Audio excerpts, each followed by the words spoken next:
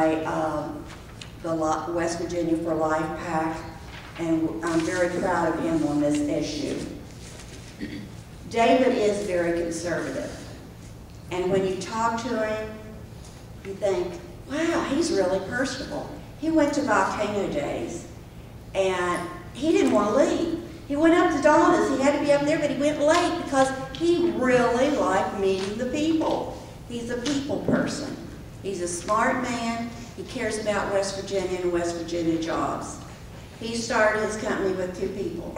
It has grown to 40 people and 3 offices. So he is a small businessman. And he knows what everyone in West Virginia is doing and struggling. His 2 daughters had to leave the state to find work. That's sad. We want to bring our people home. I'm tired to see all these high cars coming back in on weekends. I want them to stay over here and be West Virginians again. Term limits. David doesn't believe in going there and making it a life career. He didn't in the legislature, and he doesn't now. He would like it to be no more than 6 terms. And I think that's a good idea. I don't think that David, being elected, that he would serve 6 terms because he's my age. And he doesn't want to be another statistic for the Congress. And taxpayer-funded campaigning. As you know from the material you get in the mail, it's paid by your tax dollars. David doesn't believe in that. Thank you, and I ask you for your support. Vote for David McKenna.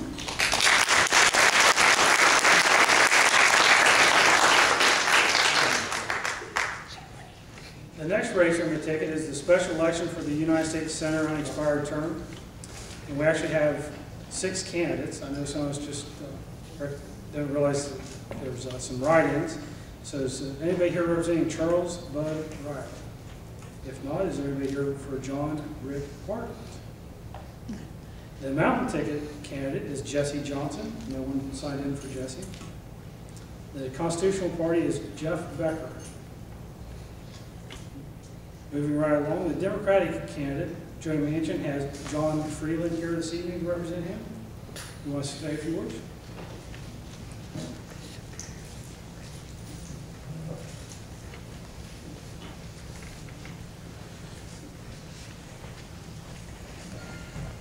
Good evening. My name's Joe Freeland, but I'm not John. Greetings from Governor Manchin. He had other obligations. He couldn't be here tonight.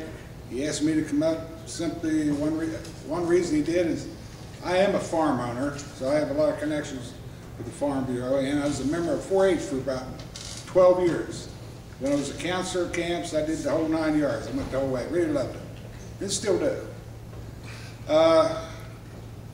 Things that Governor Manchin has done in the state of West Virginia, I think, are probably, as far as I know, unmatched. Not only does this man and wife love the state, I've been around Governor Manchin for about 8 years now, and the guy goes 18 hours a day, full blast. He does everything he can for the state. He's probably made some mistakes, but I don't know of anybody that hasn't made some mistakes. He is for the senior citizens. He's worked for them. We are, I think, about third best state in the United States as far as the fiscal responsibility. He has the highest bond rating, or our state has the highest bond rating that we've ever had as a state, which is AA, which is remarkable in these times that we're even holding that. We're one of the few states that's never had to lay off any teachers or cut any hours. But we started that 6 years ago. We have cut back on our services, changed services. We've changed the way we operate as a state. That's put us in this position.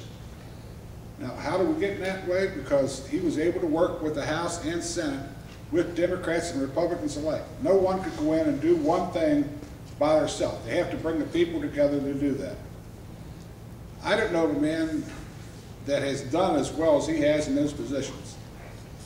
He is not here. He is not going to vote for cap and trade. He's totally against it. He has been against it ever since I've been with him, and he has made at least 6 trips to Washington, D.C. to talk to Obama to try to get him away from it.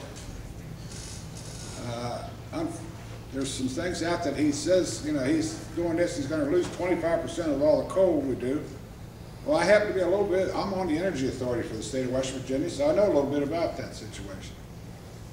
A lot of that pertains to renewable energies.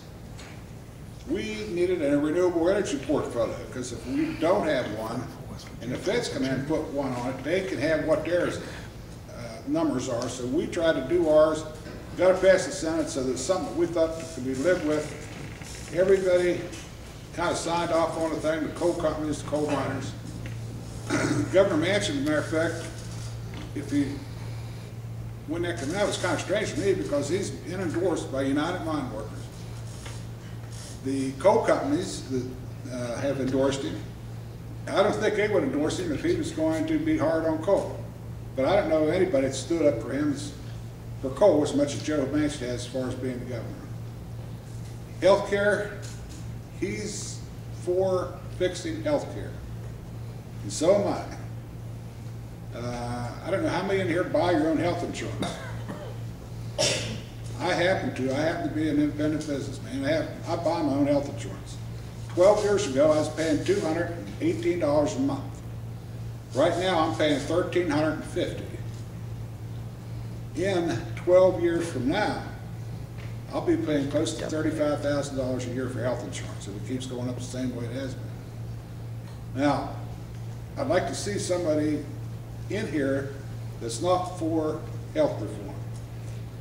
Now, that being said, I'm not for the thing that they passed. That is not a health care bill to me. That's a health care book, and it needs fixed. Whether it could be repealed or whether it could be fixed, those are things that will happen in Washington, D.C. when everybody gets there. But I'd rather see it possibly keep the same, well, we probably have to start over again, but I'd like to see the whole thing going, and I think Governor Manchin would too. But he is for health care reform.